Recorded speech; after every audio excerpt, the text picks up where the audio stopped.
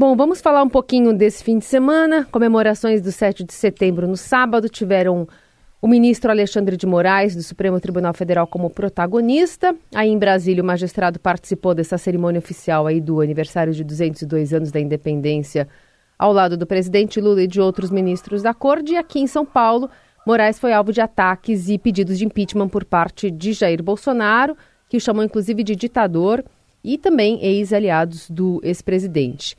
Que avaliação você faz, inclusive de público, né, de comoção por parte do desfile aí em Brasília e do chamamento da direita aqui em São Paulo? Bem, a boa notícia disso tudo, né, Carol, é que o 7 de setembro oficial passou a ser uma cerimônia cívico-militar na capital da República. Então tem avião, tem tanque, aí tem as escolas, tem o desfile militar com as autoridades no palanque. Aliás, estavam lá presidente da República, presidente do Senado, presidente do Supremo Tribunal Federal, 6 dos 11 ministros do Supremo, etc. Né? Então a gente não viu mais aquele vexame de um presidente da República que sequestrava o 7 de setembro para uma praia no Rio de Janeiro para subir num palanque e transformar o 7 de setembro, que é cívico-militar, num palanque eleitoral em seu próprio favor. Então isso já é um alívio, é sinal de normalidade. Agora, o 7 de setembro foi xoxo, né? Sem graça, tanto aqui em Brasília quanto em São Paulo, né? Tava se imaginando uma multidão em São Paulo e tal. E segundo o site Poder 360, a estimativa é de que foram 58 mil pessoas no ato do Bolsonaro. Foi curioso porque quando eu li essa informação dos 58 mil, só para vocês compararem, né, em fevereiro, na última grande manifestação bolsonarista na Paulista, tinha mais de 300 mil pessoas e agora foram 58 mil. E aí eu estava lendo isso e exatamente passando em duas casas aqui no meu bairro que tem bandeiras do Brasil simbolizando, né, o apoio a Bolsonaro. E as duas bandeiras amarelinhas, desbotadinhas, sabe, assim, meio esfarrapadas. E aí eu pensei, o bolsonarismo está amarelando, mas eu diria que ele não está só amarelando, porque ele também está rachando, né? Porque a descrição do Estadão foi muito boa, porque o Pablo Marçal, né, chegou depois de acabado o ato, né? Acabou o ato, aí chega lá o Pablo Marçal querendo subir no palanque, o Silas Malafaia, que foi o organizador, que é aquele pastor lá, que foi o organizador, ficou bravo, não deixou ele subir e tal. E, na verdade, o Pablo Marçal estava se lixando para Bolsonaro e para palanque, ele queria tirar foto, era com a multidão. E lá em cima estava o Ricardo Nunes, e agora a dúvida é, como os dois candidatos que gostariam de ter o apoio do Bolsonaro vão se comportar agora? Como é que eles vão usar essas imagens? Né? Tudo indica que o tal do Pablo Marçal vai usar só a imagem da multidão. E o Ricardo Nunes vai ter que usar o Bolsonaro, a imagem do Bolsonaro, mas com uma certa parcimônia, porque não atrai tanto voto assim.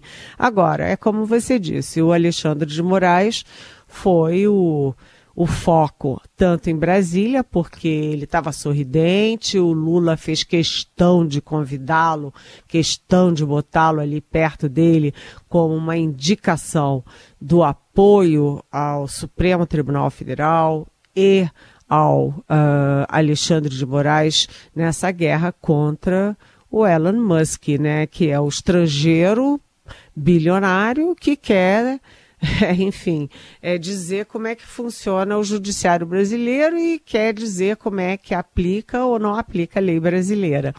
E lá em São Paulo foi ao contrário, né? Porque os aspas patriotas né, fecha aspas, todos lá gritando a favor do Musk, chamando o Alexandre de Moraes de traidor, né, aliás, e além disso pedindo anistia para os criminosos que tentaram golpe de Estado e que depredaram as sedes do Planalto, do Judiciário, do Congresso no dia 8 de janeiro. Ou seja, é o Alexandre de Moraes, por um lado, contra os criminosos, né, implacável contra os criminosos, e contra o Musk. E do outro lado, o bolsonarismo defendendo o Yankee, vamos chamar assim, né? Os patriotas defendendo o Yankee, e os criminosos que tentaram golpe de Estado. Enfim, foi um 7 de setembro que você vê que rapidamente não se falava mais nada, né? Se falou muito mais antes do que no dia do 7 de setembro. Tá aí, tá um registro, só para lembrar, bem lembrado, 7 de setembro é o dia da independência do Brasil, Dom Pedro I, enfim, a Imperatriz Leopoldina, o José Bonifácio, nada disso tratado aí no 7 de setembro. Vamos lá. Eliane, vamos falar agora de uma notícia que, enfim, a vida vai continuar, né? No Ministério dos Direitos Humanos, a investigação da Polícia Federal sendo aberta para investigar se o ex-ministro Silvio Almeida cometeu assédio sexual, mas a vida tem que seguir e tem uma expectativa de uma nova escolha, e deve ser uma mulher e uma mulher negra para substituí-lo?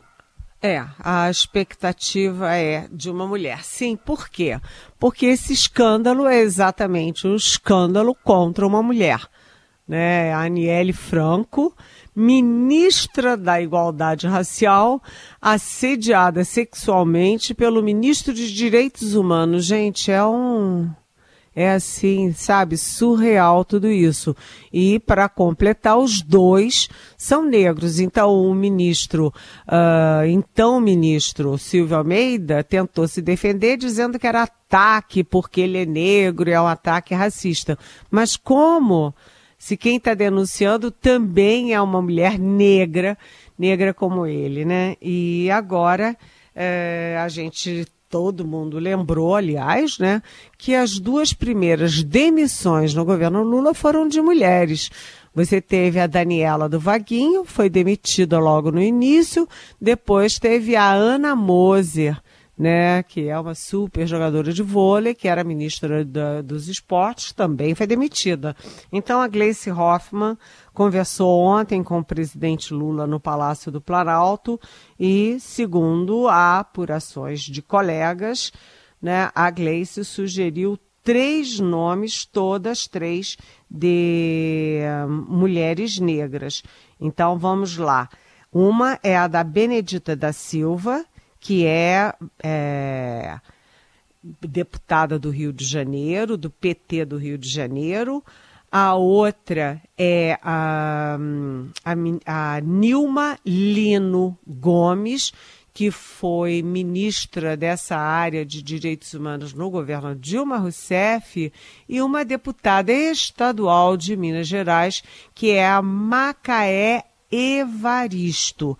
Então, os nomes de 3 mulheres estão aí na roda, mas o Lula ainda não deu nenhuma indicação de qual é a preferência dele. Por enquanto, quem está tomando conta da lojinha, a lojinha que está pegando fogo, é a Esther Dweck, ministra da Gestão, que não é negra, mas é mulher e é da gestão, até porque precisa ver como é que estão as coisas lá dentro, né? Está tudo muito bagunçado no Ministério de Direitos Humanos. Aliás, se diz que também no Ministério da Igualdade Racial também começam a pipocar ali histórias que não são muito legais, não. Ou seja, esse tipo de episódio, né, acende uma faísca, joga uma faísca e começam a aparecer outras coisas. Pode ser que ainda venha muita coisa à luz do dia. Vamos acompanhar. E é um episódio, né, Eliane, que a direita vai aproveitar para espizinhar bastante a esquerda, né? Abre um precedente, claro, né? muita reflexão dentro do governo, de uma maneira geral, em relação às mulheres, em relação ao papel de vítimas e tal, mas também serve como uma forma de material político, no final das contas, não? A direita não vai, a direita já está deitando e rolando nessa história, né? Desde o primeiro momento, o Ciro Nogueira, que enfim, o presidente do PP e que foi chefe da Casa Civil do Bolsonaro, que hoje é assim o mais ativo, o senador mais ativo na oposição ao governo Lula, ele já está fazendo um carnaval. A Damares Alves, que é senadora do PL, já está querendo convocar o Silvio Almeida. Enfim, é claro que a oposição está fazendo o carnaval, afinal das contas. Ministros de Direitos Humanos contra a ministra da Igualdade Racial, 2 negros no governo do PT, no governo do Lula. Gente, isso aí é mais um episódio que a gente vive falando aqui na Rádio Dourado, como o governo Lula é fértil em gerar más notícias para ele próprio e de alimentar o discurso da oposição. E no governo Bolsonaro, para lembrar, teve episódio do Pedro Guimarães, né, Eliane? O presidente da Caixa, também com a mesma acusação. Com a mesma acusação, não, foi horroroso aquilo, e não foi demitido logo, demorou, e no final das contas o Bolsonaro ainda deu de presente para o Pedro Guimarães a decisão de ele pedir demissão.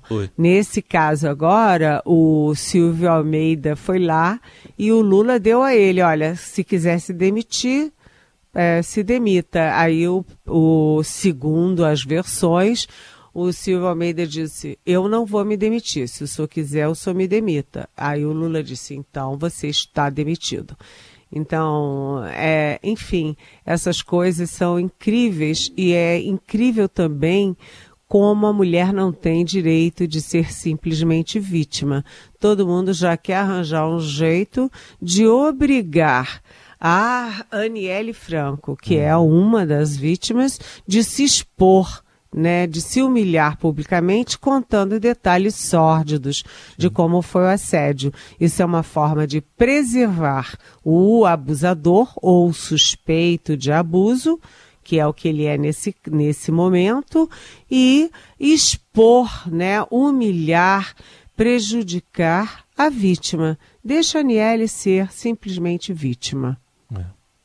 Bom, a gente vai continuar com a Eliane Cantanhede para falar sobre esse cenário internacional diante da perseguição a opositores e temendo por sua vida. Edmundo Gonzalez chegou a Madrid ontem com sua família, levado por um avião da Força Aérea Espanhola após pedir asilo político. E grande parte da comunidade internacional acredita que ele é o vencedor legítimo das eleições venezuelanas, agora em julho. Mais de 2.000 pessoas já foram presas pelas forças de Nicolás Maduro nas últimas semanas, acusadas de terrorismo, e Gonzalez passou um mês abrigado na Embaixada da Holanda, de onde saiu na quinta, quando foi para a residência do embaixador espanhol, e de Madrid enviou inclusive uma mensagem de áudio para os seus apoiadores, na qual afirma que a sua saída de Caracas foi cercada de pressões, coações e ameaças. E do nosso lado aqui, Eliane, o regime chavista revogou a autorização para que o governo brasileiro mantenha a custódia da embaixada na Argentina em Caracas, colocando o Brasil de novo ou numa saia mais justa ainda. A situação da Venezuela é totalmente fora de controle, né? O Edmundo Gonzalez, quando ele diz que ganhou as eleições, ele matou a cobra e mostrou o pau, né? Porque ele mostrou as atas, né? A oposição mostrou as atas, fotografou as atas originais, confirmadas como originais, mostrando que ele teve mais de 60% dos votos. Já o Maduro, né, o Nicolás Maduro, o ditador da Venezuela, o autocrata da Venezuela, ele simplesmente se autodeclarou vitorioso, né? O CNE, que é o Conselho Nacional Eleitoral, que é todo comprado por ele, está todo na mão dele, ratificou a vitória dele, né, que ele se autodeclarou, e também a Suprema Corte de Justiça, ou seja, o judiciário venezuelano ratificou uma vitória sem mostrar as atas da vitória, as atas eleitorais, como exige a Constituição, as leis da própria Venezuela. E agora o Edmundo Gonzalez, claro, ele corria o sério risco de ser preso e muita gente temia até pela vida dele. Ele está refugiado na Espanha e disse que de lá, né, ele avisou que a luta continua, né, que eles não vão desistir. Mas o resultado disso reflete nos outros países, inclusive no Brasil, porque já há notícias de que o contingente de pessoas que saem diariamente da Venezuela para um único país, que é o Brasil, né, já dobrou de 300 por dia para 600 cidadãos e cidadãs venezuelanas por dia.